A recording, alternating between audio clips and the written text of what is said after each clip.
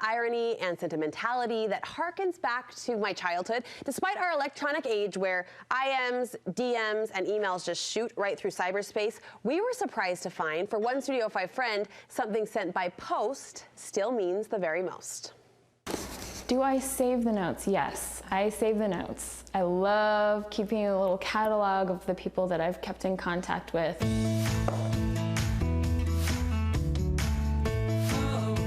I'm Melissa Esplin. I'm a mother of 3 children. I ride bikes, I cook, I sew, I'm a calligrapher, and I am a pen pal. It's so nice to step outside, open up the mailbox, and see some glorious little shining ray of happiness. This one is probably one of my favorite letters. It's from Phyllis Macaluso, and it was gorgeous and sunny when I opened it up in the mail, and it seriously just sparkled out of the mailbox. The envelopes themselves are just artwork that are just beautiful. This one, I love. It's so festive and Christmassy.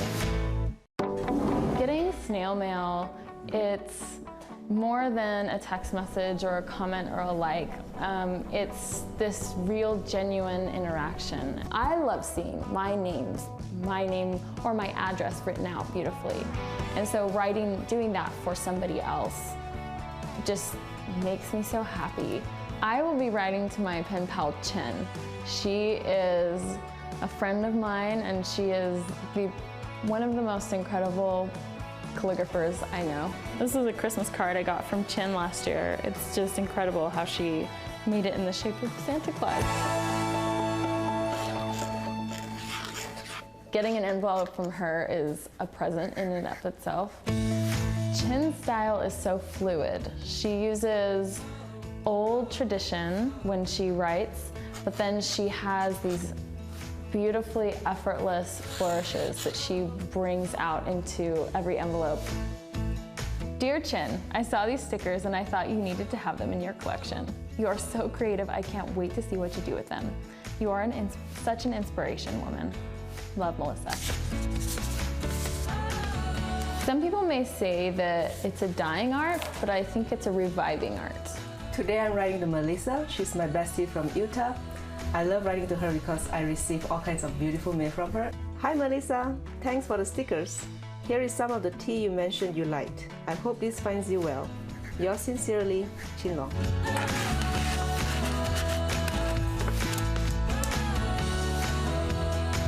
And it's been so awesome to get to know people, a different side of people, by the written word.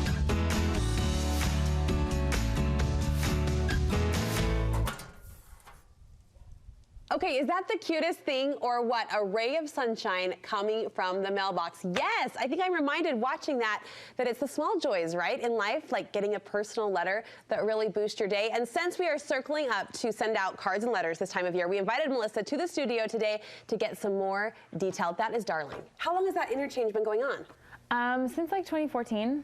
Oh my goodness. Yeah. Does it ever feel like not keeping up with the Joneses, but keeping up with Chin? I mean, you both are so talented and so creative.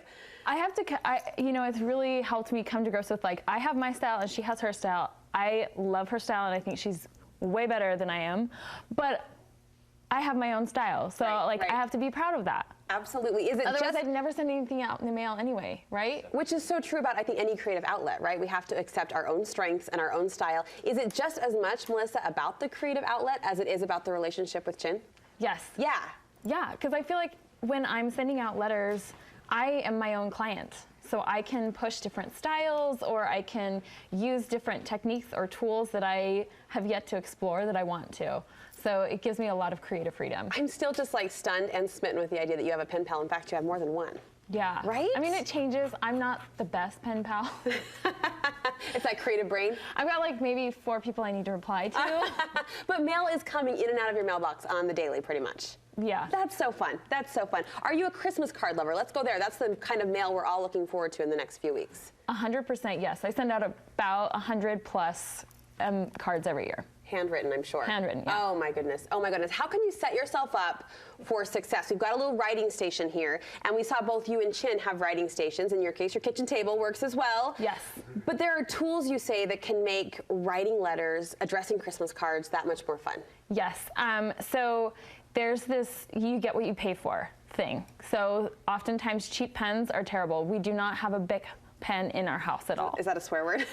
It's close to the real one. But in your house, no Bic pens. We don't. Like when it comes time to voting, we vote from home. We have to like scour or like buy one. Just like we have a voting pen just because it's a terrible pen. Just to fill out your ballot. But yeah, we have really good pens at our house. They're fountain pens, jelly roll pens, like really good pens make a big difference.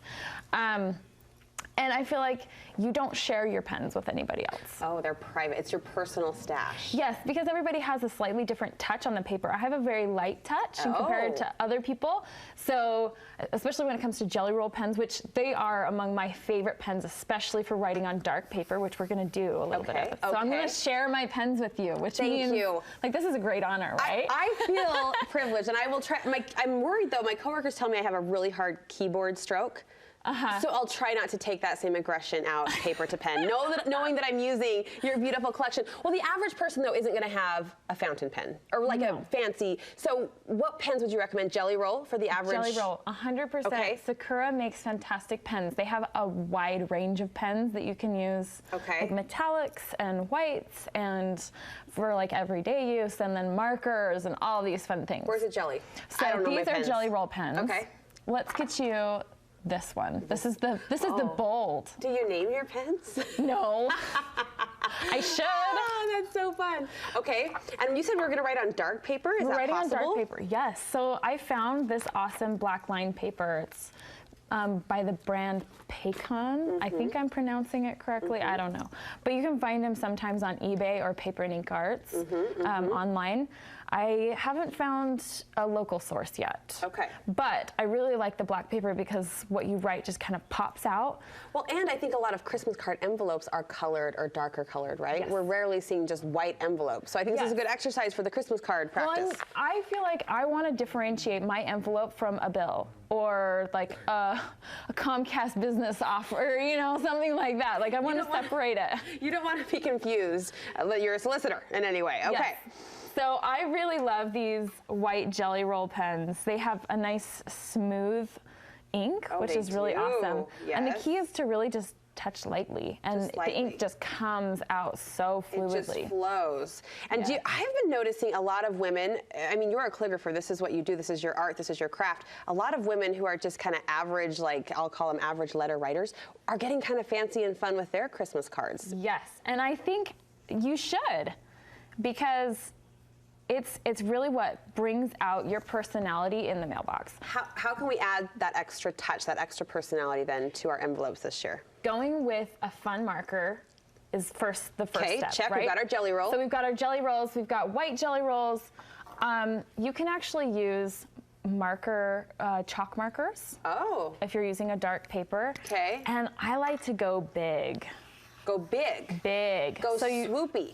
So you write out the name really, really big. Okay, all right. And then you write the address in a simple style below, but the name just pops out. Everybody loves seeing their name written out by hand. So the attention goes on the name. And you know, as you say that, it's funny. We have this envelope space, and we really only use like such a small part of it. A tenth of it. So you're saying take over the canvas. Take over the canvas. The only thing I would recommend is at least leave a ½ an inch at the very bottom of the envelope for the postman, so that they can put in those little barcodes underneath. Otherwise, you may see Sharpie marker show up. No, not over my Jelly Roll. No. Yes. So let the mailman do his job. Leave that space. Leave that space at the very bottom for them. I go big. You can see right here. I went really big with my name, with Carol. Oh, that's fun. Hold on. Let me hold this up. Yes. So really big. I mean, we're really talking use this space, people. Yes, and the post stamp will go over the name a little bit, but that's okay because your eye fills in the blank. Okay, right? So we're using the right pen. We're going big with the name. We're using our canvas. What else can we do to make it look this pretty? So you can add metallics. Ooh. So we've got some metallic markers. Okay. This one is one of my favorites. It's a Zig. May I? Yes. May I? Zig Fudibiori, and it comes in a bunch of different metallic colors. So that's copper. I think copper is my favorite because the gold is a little more greenish, yellowish. Okay. So, and this is kind of like a rose gold, which we all love. Yes, and I'm using this to what? To trace, to add embellishment? Write. So you can write in your regular handwriting. Okay. And you want to write on the side. On the side. Oh, this is fun. It's super juicy. It is. This is fun.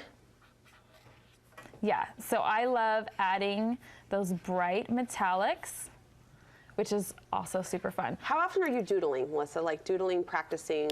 All the time. All the time. All the time. Look at that marker. Look how fun that is. It's super fun, and it takes your handwriting. It doesn't have to be special. It doesn't have to be super fancy. It takes your handwriting to that next level without doing any work. Yeah, this is proof. I don't have great penmanship, but I feel like this elevated my style just a little bit. Yes. All right. Very little effort. The next thing is if you're a little bit more type A and you want, your addresses to be nice and neat and clean. Yes, I do. Write the name out. Crazy with your handwriting, doesn't matter. Okay. And then use a letter mate. What is this? These are brilliant. So I write the name out. Okay. Then I get my letter mate. I like this version because it has two bigger boxes in the bottom. Yes. And you line it up underneath, and then with your jelly roll, you write in your address. Okay. And it keeps your lines even, Steven. Uh-huh. Where has this been all my life? All my Christmas card life? It's fantastic. So it's like $13, $14. Where do we get this? I think you can find some at Paper Source or online at lettermate.com. Okay. But they have a bunch of different templates. And you don't have to think about drawing in any lines. I love this. You really just don't have to think. I love this. Elevates your work again. Look at another that level. perfectly crisp line. You're the best. You're the best. What's coming up at melissaesplin.com?